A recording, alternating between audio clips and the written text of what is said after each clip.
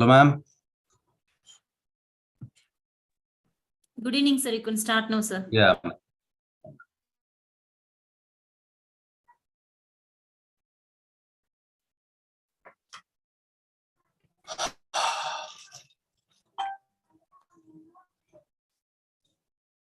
Good evening. Good evening, sir. It's not there today, ma'am.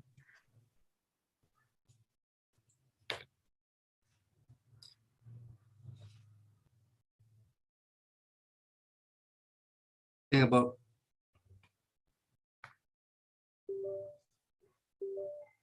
yesterday, we were talking about the different types of isomerism. We learned, not just last class, we learned about the structural isomerism and the geometrical, stereoisomerism, geometrical and also optical. In detail, we had learned. We started with a few of the questions, and I think we solved 3 questions. The answer for the third question was option C, number of isomers possible. I told you, if you take a metal A, this is a square planar complex. Square planar complex will have 4 ligands in the 4 corners of the complex. So I can represent this as first complex, A, B, C, and D. Now to write the next isomer, I shift B here, A to B, and B to C, and C to D, and goes like this.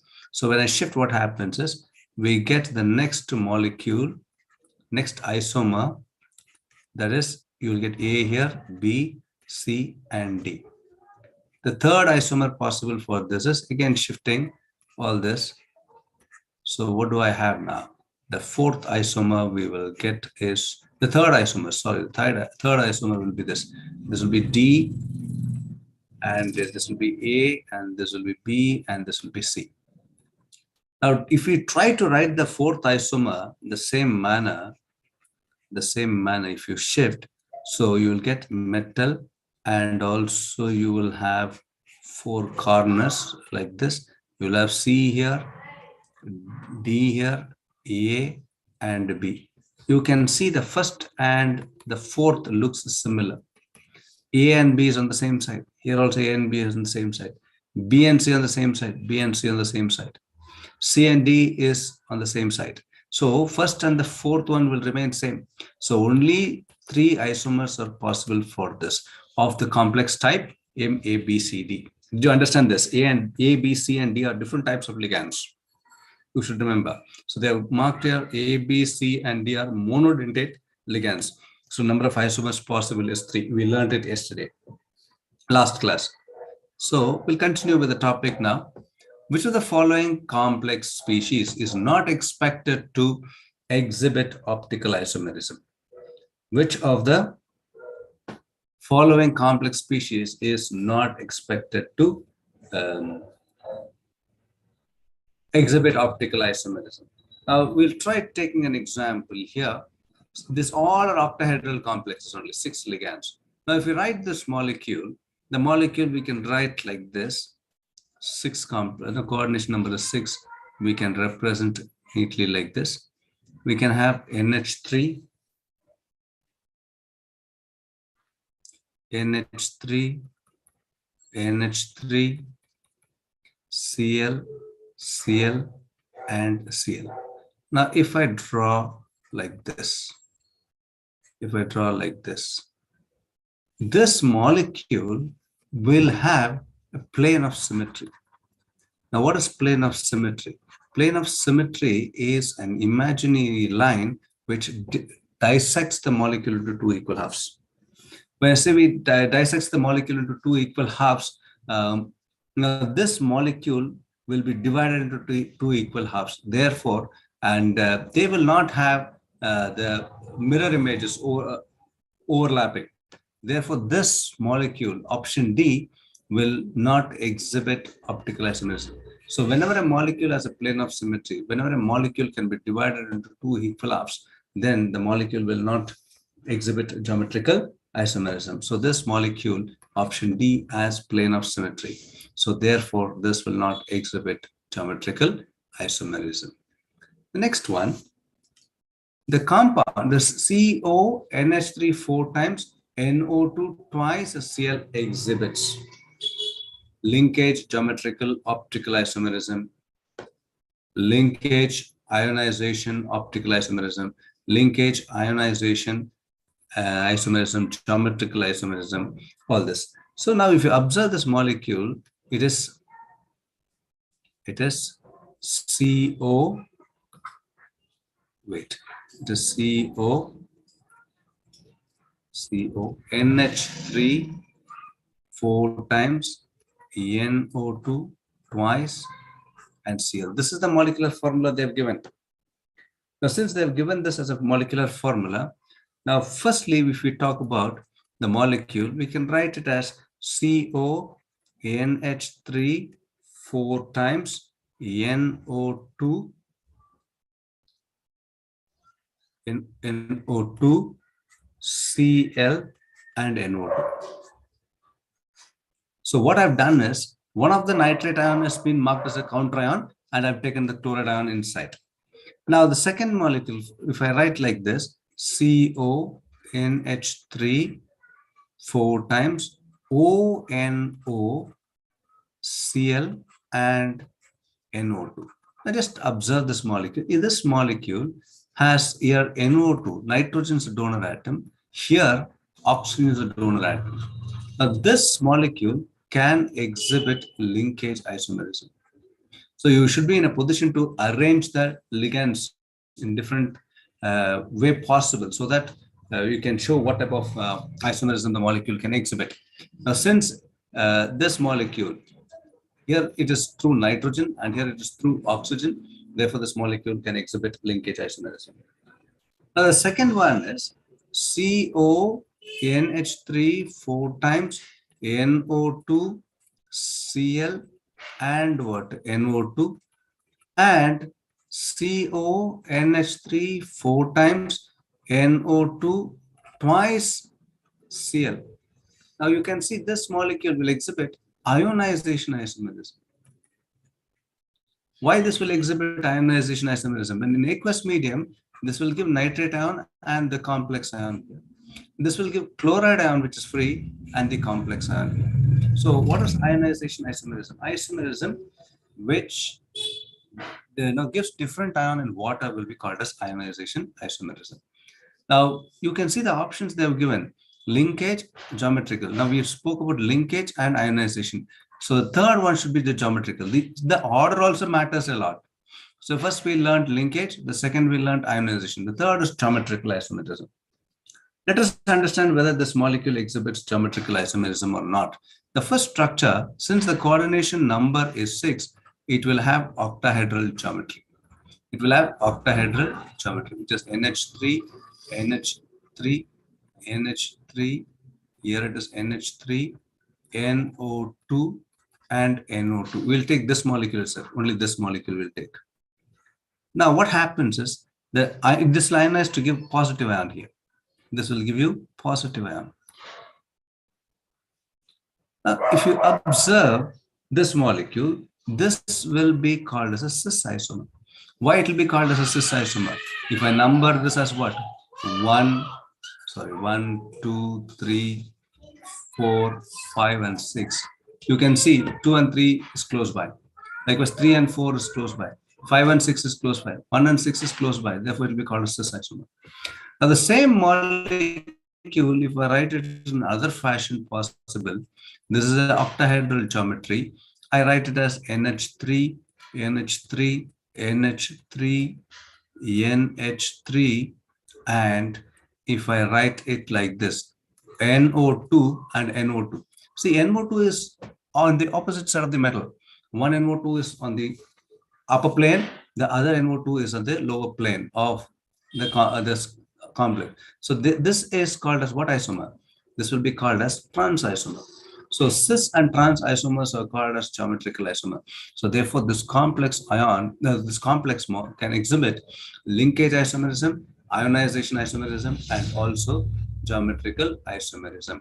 It will not exhibit optical isomerism because of the symmetry. Because of the symmetry, the molecule will not exhibit optical isomerism. What do you mean by symmetry? You can see here, this molecule can be divided into two equal halves, imaginary line, plane of symmetry. So here also, if you take this molecule can be divided into two equal halves, therefore it is called as what? Plane of symmetry. Plane of symmetry is an imaginary line which can dissect or divide a molecule into two equal halves. So these molecule will not exhibit optical isomerism, otherwise it will exhibit linkage, ionization, and geometrical isomerism. Clear? Yes, sir. The next question, which one of the following is expected to exhibit optical isomerism? Now, see, we never spoke about optical isomerism with respect to coordination number 4. See, this is coordination number 4, cisplatin. Cis and transplatin are geometrical isomerism, therefore they're ruled out. Here they've given trans, and here the coordination number is 6. En is what? A bidentate ligand. Therefore, the coordination number is 6. We can try for this. And here you can see this is trans. It is again coordination number 4. So coordination number 4 will not exhibit optical isomerism. Now coming to coordination 6, this is also a cis isomer. The coordination number is 6. So the answer should be either from either B or D. Now we will take an example with respect to B. Clearly they say trans. Now if I write cobalt here, since the coordination number is 6, the the geometry will be octahedral. En, ethylene diamine, we can represent ethylene diamine. It's a bidentate ligand. I can represent ethylene diamine like this. And we have chlorine here, and also we have chlorine here. Chlorine here. This is the octahedral structure. This is the octahedral structure. Now, if we place this in a mirror, we get the mirror image. So the mirror image will look what? Now you should answer me the question. The mirror image is this. Cl and Cl. This will be the mirror image. Now tell me, and this is a positive sign. This is ion, no? So they have mentioned it as a positive ion. So we will write it as a positive ion. Now tell me, are they mirror images of each other? Are they mirror images of each other? Yes, sir. Are they superimposable? Yes, sir. When they are superimposable, will they exhibit optical isomerism? So we need No, to sir. have, yeah, they should be non-superimposable mirror image. This is a superimposable mirror image. Therefore, option B will not exhibit geometrical isomerism. Where option B, this is option B, will not exhibit geometrical isomerism. Now, what did I draw? Yeah.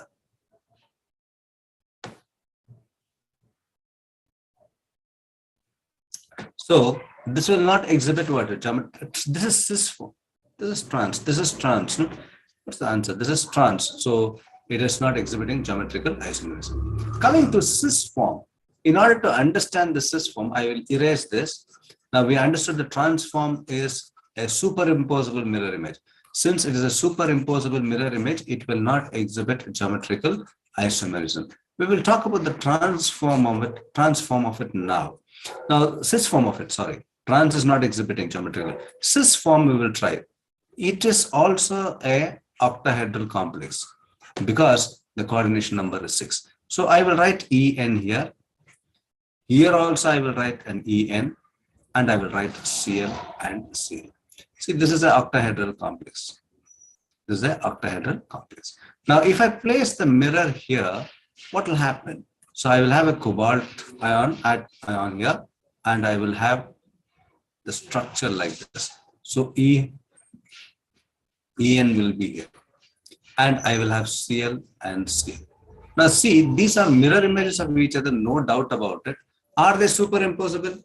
If you observe this cobalt, the En is on the left side. If you observe this cobalt, En is on the right side. So these two are mirror images, but it is non-superimposable mirror image. Since it is non-superimposable mirror image, the molecule will exhibit optical isomerism. So the cis form of the compound will exhibit geometrical isomerism. So this will be called as optically active. This will be called as optically active. And the option B will be optically inactive. Why it will be optically inactive? Because they are superimposable mirror images. They form a superimposable mirror images. So since they form a superimposable mirror images, they will be optically inactive. So non-superimposable mirror images, they will be what? Optically active. Hence the answer for this question is option D. Followed. Followed, sir. Yeah, which of Yes. the following? Yeah, good. Which of the following coordination compound would exhibit optical isomerism? Which of the following compound would exhibit optical isomerism? Pentaamine, cobalt, nitrocobalt. So pentaamine. So it will be CO, NH3 5 times, nitro, NO2, and iodide. It is I. This is the structure. Now coming to this, diamine dichloroplatinum. Diamine dichloroplatinum. Platinum, diamine dichloroplatinum. This is the complex. See, this will not surely exhibit optical isomerism because the coordination number for this is 4. Now coming to this third one, C, we have trans dicyano bisethylene diamine chromium. So it will be chromium. All right, ethylene diamine. How many ethylene diamine we have? Bisethylene diamine. Therefore, it is En2. Dicyano, it is Cn. All right, and dicyano is Cn2. And you will have what? Chloride. This is the molecule. This is the coordination number is 6. For this coordination number is 6. Therefore, it's a possibility. Now, the third one, what we have is cis diethylene cobalt 3 bromide. Tris. That means the molecular formula will be cobalt, En thrice, and what? Br3. This is the molecular representation. Now, coming to the third option, trans and what is that? Tris, the third and fourth option. The third will not exhibit geometrical isomerism. Why? Optical isomerism. Why? Because they said trans. Now, if I write trans like this, all right, it's a coordination number 6. So one is En here, one En is here. And the cyanide is on the upper plane and one is on the lower plane. So if I draw the structure, they will be mirror images, but what they will be? They will be superimposable mirror images. Since they will be superimposable mirror images, they will not form what? Optical isomerism. See, the images look similar.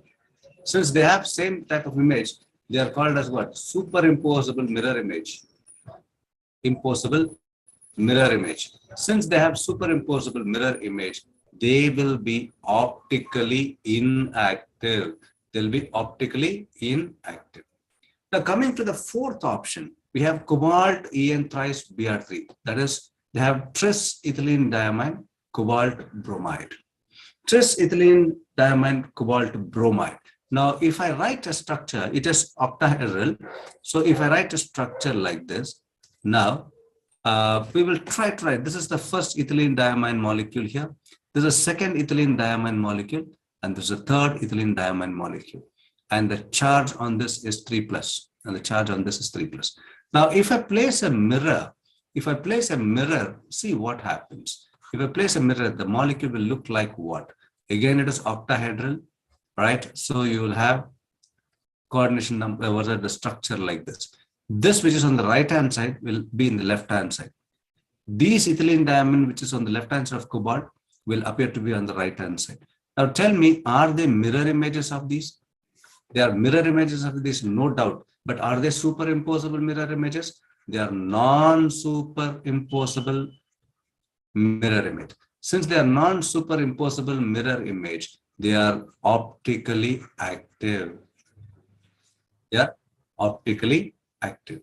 Since they are optically, this is a non-superimposable mirror image, they will be optically active. The answer for this question will be option D. Did you follow?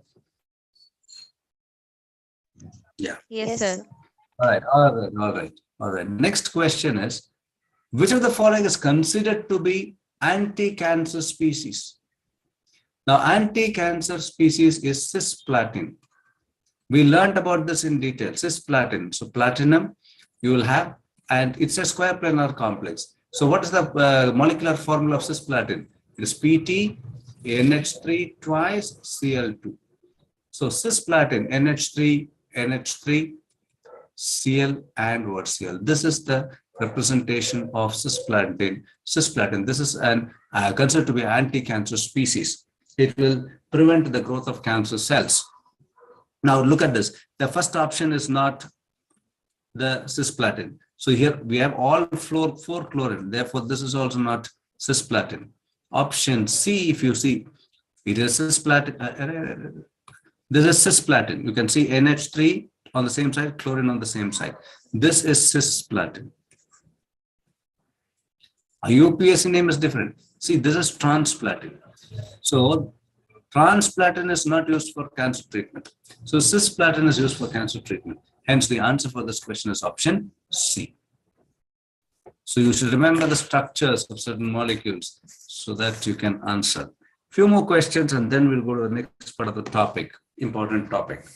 Which one of the following complex will form, which have 4 isomers?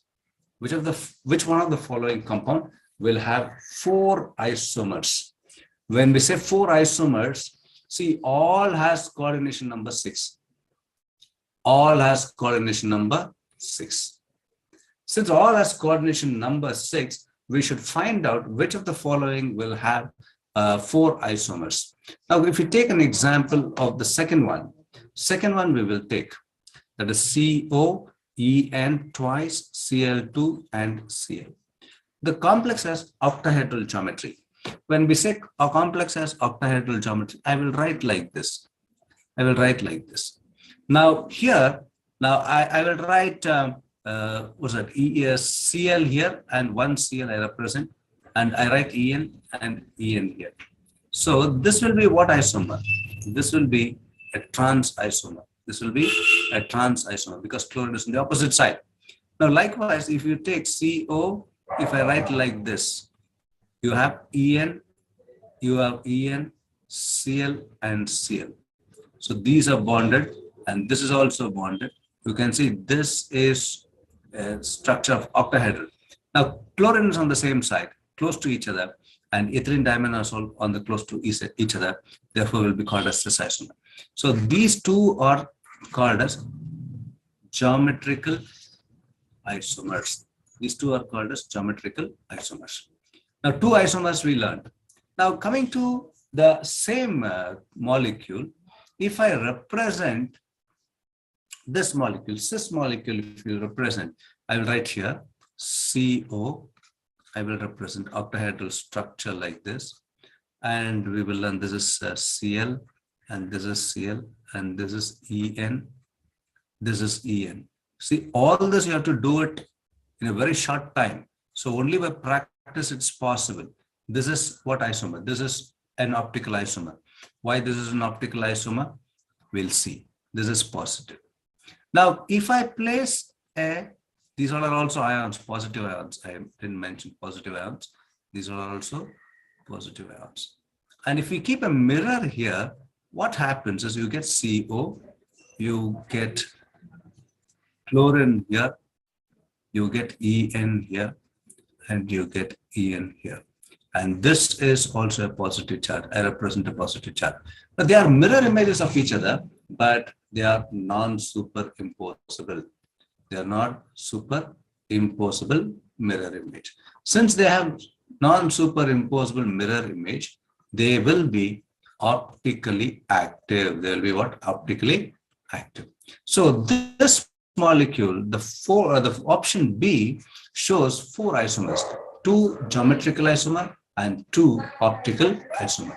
Totally, it exhibits 4 isomers. Now, why I'm going to the answer directly is each and every molecule, if we try to explain, it will be late. You can work it out at home. See whether this molecule can exhibit cis trans, whether this can exhibit optical isomerism, all that. You know, by practice, you will be in a position to do the questions in your exams very fast. Without practicing, if you limit yourself, and it will be difficult to judge during the competitive exams, because the time limitation is very less. Now coming to the next one, the existence of different colored complex with the composition CONH3 4 times Cl2 plus is due to linkage isomerism, geometrical isomerism, or coordination isomerism, or ionization isomerism. Now, why? See here. Now, if we write this molecule, our coordination number is 6. Now, since coordination number is 6, the geometry will be octahedral. If you write a geometry like this, it is NH3, NH3. Here also it is NH3, NH3, and we have Cl and Cl. Cl and Cl. This is positive. This is cis isomer. Now, this is trans isomer. This is what isomer? Trans isomer, opposite side. Now, similarly, I can also draw this cis isomer for this complex. The cis isomer for this complex will be here, Cl and Cl. You will have NH3 here NH3, here NH3, here also NH3, and the charge will be what? A positive charge. If I draw like this. Now, this is cis isomer. Now, this cis and trans isomer will give you different colors. Why the cis and trans isomer gives you different color? Now, this is of the form, you should remember, MA4B2 type. Since MA4B2 type, it can exhibit geometrical isomerism. So geometrical isomerism, different geometrical isomerism, cis form and trans form, therefore, they will give different colors. They will give you what different colors. Now, you should ask me a question. Why can't it be a linkage isomer? Linkage isomers also give different colors, but in linkage isomer, we need to have an ambidentate ligand. In the complex, they do not have ambidentate ligand. Now, you can ask me why it should be a coordination isomerism. Coordination isomerism is possible, but here, this is only a complex, cationic complex. Coordination isomerism will have both cationic and anionic complex. Now, ionization isomerism, you can tell me why it should be ionization isomerism. For ionization isomerism, the ligand should be different and anion should be different. Ligand should be different and anion is different. Here, they're not mentioned the different types of ligands. So therefore, it will not show, we cannot explain ionization, coordination, and linkage. We can explain only through geometrical isomerism, it can exhibit cis and trans. Don't come to the conclusion saying only geometrical isomerism shows different colors. Even linkage isomerism shows different color. Hydrate isomerism shows different color. Coordination isomerism shows different color. But here they have not mentioned the different types of ligands here. No ambidentate ligand. No linkage. Therefore, no linkage isomerism. Coordination, no cation and anion. And ionization isomerism, because there's no different ions shown. If they would have shown you the counter ion, if they've given you the counter ion here, different ion like bromide or fluoride or iodide, then we could have said this also will exhibit what ionization isomerism. But here it's not so. That is why the answer is only geometrical isomerism. Look at this question. CrCl3,6H2O exists in different isomeric forms, which shows different colors, violet and green. This is due to ionization, coordination, optical hydrate isomerism.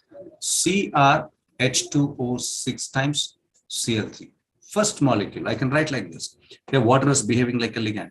The second molecule, I can write CrH2O 5 times Cl and Cl2 dot H2O. Molecular formula for both will be same. The third molecule we can write CrH2O 4 times Cl2 Cl dot 2H2O. So all these three are called as hydrate isomerism. Hydrate isomers are isomers which has different number of water molecules as a ligand. So these are examples for hydrate isomers. This gives you violet color. The first one gives you violet color. The second complex gives you green in color, pale green. The third complex gives you dark green in color. So even hydrate isomer shows different color. So since the number of water molecules as ligand is different, this compound will exhibit hydrate isomerism. Followed with this so far? Students, are you there? Anybody? Yes, sir. Yes, yes. See, we're going to learn an important question now. It is a 3-mark question. Very important question for your 12th standard regular exam. Maybe for the competitive exam also, you can ask some of the questions based on this. Let's see. Now,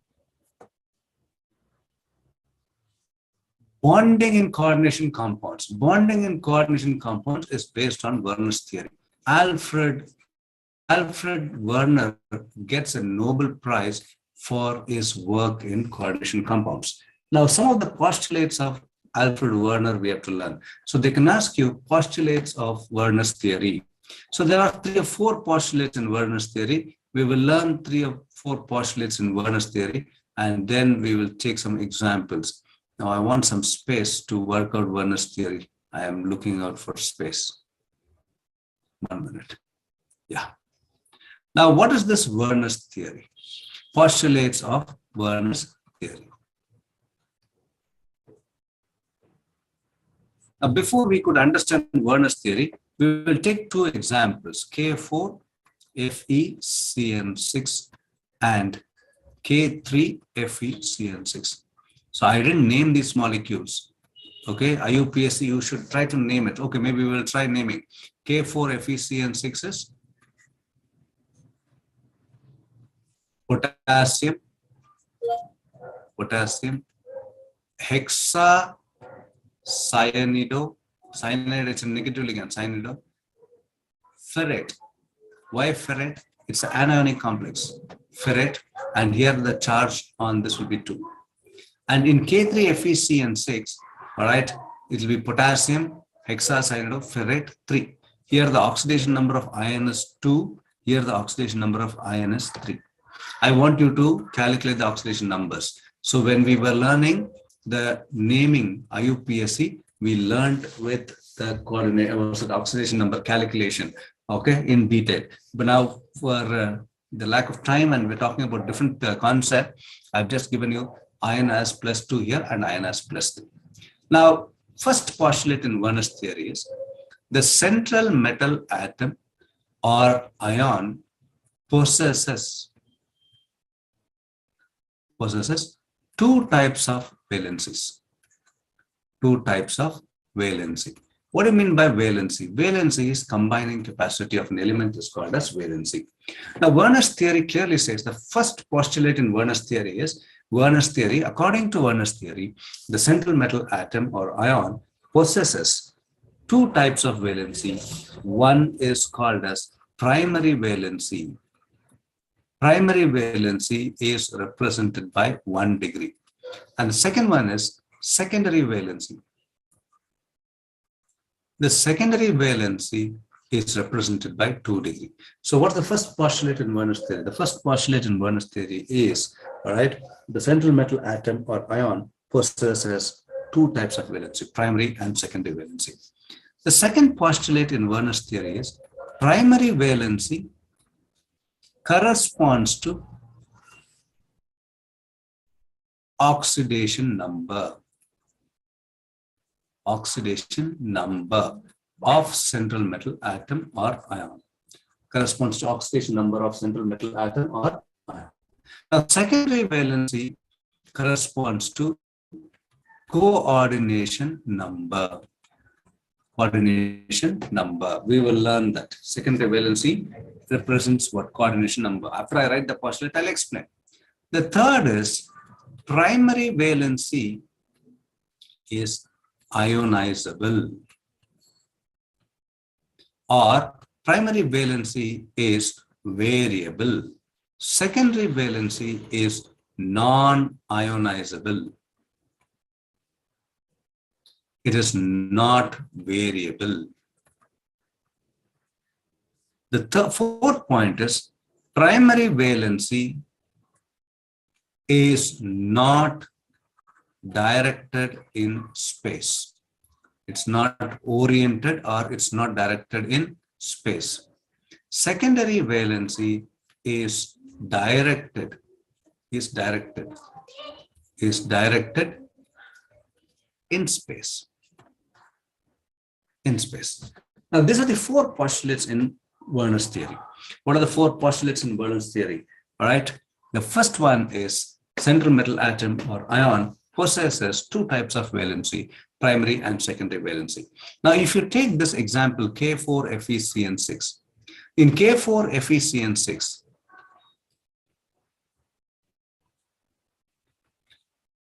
and we'll compare this with K3FeCN6. Now, what's the primary valency in case of primary valency is nothing but what? The oxidation number. What's the oxidation number of ion in K4FeCN6? Oxidation number is +2. What's the oxidation number here? Is +3. What's the coordination number here? Coordination number is 6. Here also coordination number is 6. What do you mean by coordination number? Number of ligands attached to the central metal atom is called as coordination number. Now, this is the data. Now, you know that iron is a D block element. Since iron is a D block element, we know iron can show variable oxidation state. Now, that is what it means. See, first point we learned, it possesses two types of valency, primary and secondary. Primary valency means oxidation number. So what's the primary valency of K4FeCN6? It is +2. What is the primary valency of K3FeCN6? It is +3. Now, secondary valency of both is what? 6. Since the coordination number is 6, the secondary valency for both K4FeCN6 and K3FeCN6 is 6. Now, see the third point. Primary valency is variable. Why primary valency is variable? Because iron is a D block element. It shows variable oxidation state. Since iron is a D block element, it shows variable oxidation state. See here, it's variable or ionizable. From 2+, it's getting converted to 3+. Or from 3+, it can get converted to 2+. This change in oxidation number is represented as what? Variable or ionizable. Likewise, now secondary valency is not ionizable. See, secondary valency here is 6. Here also secondary valency is 6. They're not ionizable. Now, the fourth point is important. Primary valency is not directed in space. When I say it is not directed in space, the structure is depending on the coordination number. Structure of the complex depends on the secondary valency. When we say structure of the complex, you can see coordination number is 6 here. Since the coordination number is 6, it will have octahedral geometry. Octahedral geometry we can draw here like this. Fe, we can draw like this, octahedral geometry. Cn, Cn, Cn, Cn, Cn. And also I can draw Cn like this. Now see, this is nothing but octahedral geometry. This is given by coordination number. See, the charge on the ion, I write as +2 here. The charge on ion here, the +2, I write it here on the top of the complex ion after the structure. So this +2 will not give you the structure. Only the coordination number. They are oriented in space. They are distributed in space. They are directed in space. Therefore, only the coordination number will decide the structure of the complex. These are the four postulates in Werner's theory. Did you understand, students? Very important question for 3 marks. They'll ask you. We will learn the merits and demerits of Werner's theory a little later.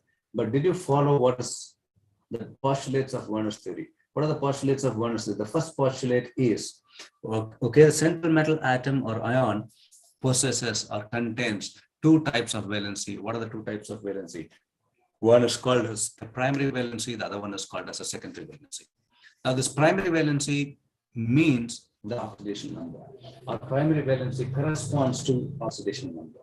Secondary valency corresponds to coordination number. Secondary valency corresponds to coordination number. You know what is primary oxidation number, you know what is coordination number. The third point is primary valency is ionizable, variable, it can change. See, I explained it from +2 to +3. It can change from +2 to +3 on ion. But secondary valency is not variable. It will not change. See here, the coordination number is 6, and here also for iron, the coordination number is 6. Therefore, we can say that secondary valency of iron will not vary. It will be 6. And the fourth point is the primary valency is not directed in space. See, primary valency plus 2 is not directed in space. All right, just to represent the charge, we have represented here. But you can see secondary valency are placed on the corners of the six corners of the octahedron. So secondary valency only will give you what? The structure of the complex. That's why I've written here, the structure depends on the secondary valency. Did you follow the students? Yes, sir.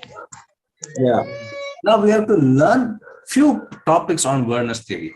Demerits we learn little later on Werner's theory.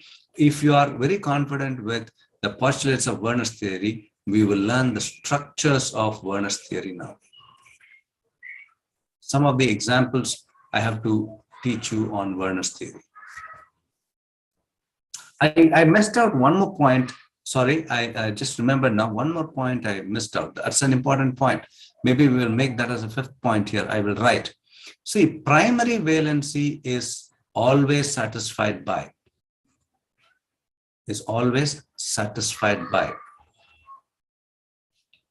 Negative ions. I'll explain. Secondary valency is satisfied by negative ions, neutral molecules, or positive ions. So meaning, see, primary valency is always positive. The charge on the metal is always positive. The charge on the metal is always neutralized by the negative ion. Now, secondary valency is nothing but coordination number. So coordination number refers to number of monodentate ligands. Ligands can be either negative, it can be neutral, or it can be even sometimes positive. That is why I've written secondary valency is satisfied by negative ion, neutral molecule, or even positive ions. So primary valency is always satisfied by what? Negative ion. Why primary valency is always satisfied by negative ions? Because the oxidation state of the metal is always positive. So that positive charge on the metal can be neutralized only by a negatively charged ion. That is what it means. Did you follow? This is an important point. I had forgotten. This should have been given the third or fourth point. Somehow I forgot it. Now I realized and I gave you. Is it clear? Yes, sir. Yes, sir. Yeah. One moment.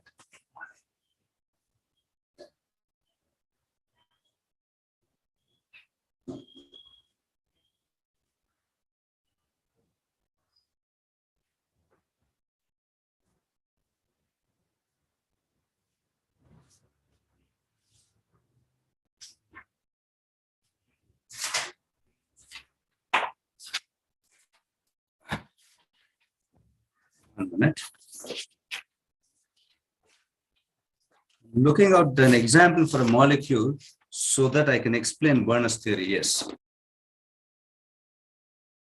For the molecule which we'll be using to explain the Werner's theory postulate, there are 4 molecules. So we will try to understand 1 or 2 possibly today, and we'll continue with the later. This 5 points postulates, did you understand? Now you understood that, that's fine. Now we will try to learn the structure or predict the structure of some of the compounds using the postulates of Werner's theory.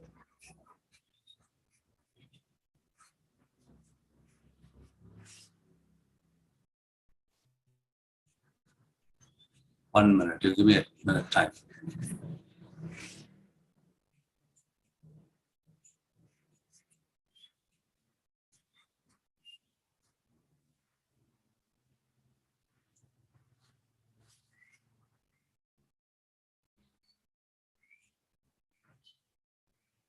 It will take time to do that topic because 4 different molecules we have to explain in detail based on the Werner's theory.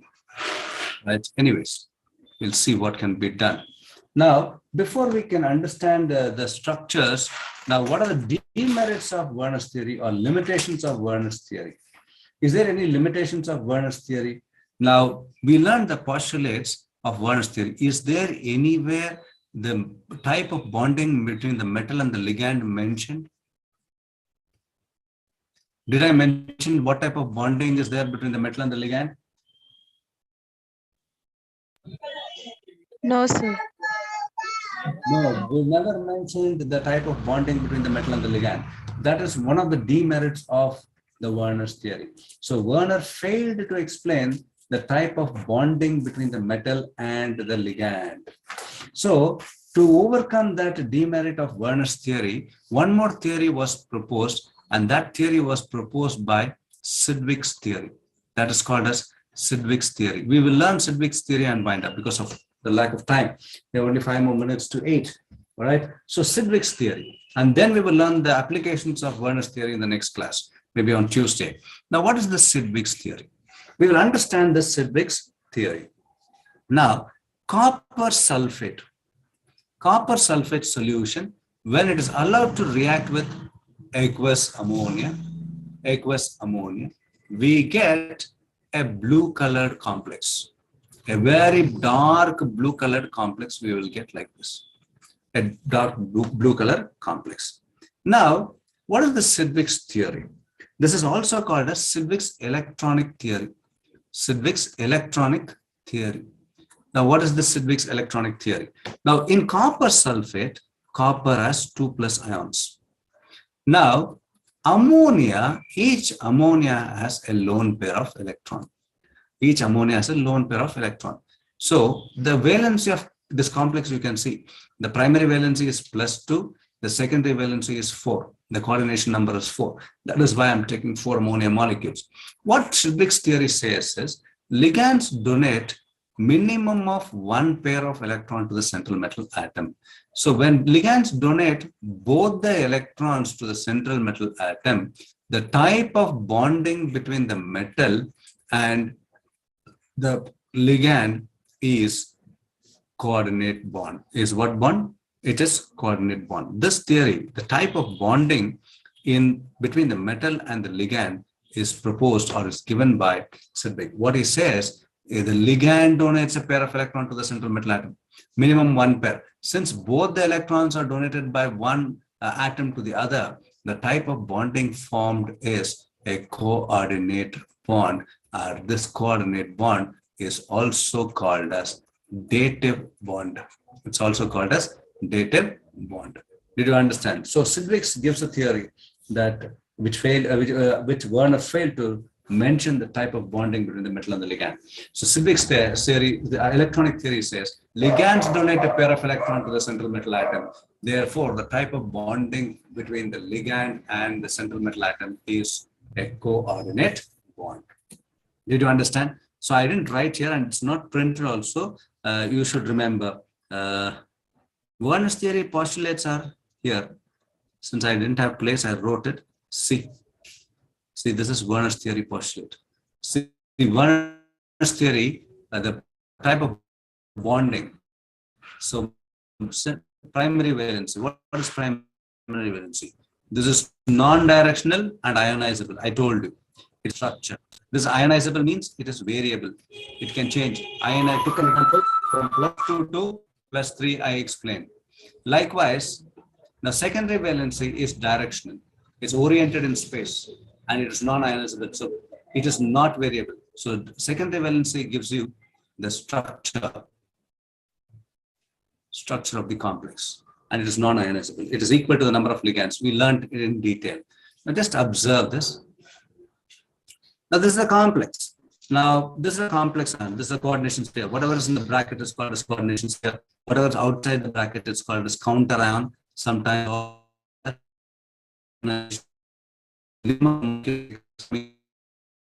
Sir, your voice is breaking. yeah, my net, is it okay? Now, No, sir. yeah.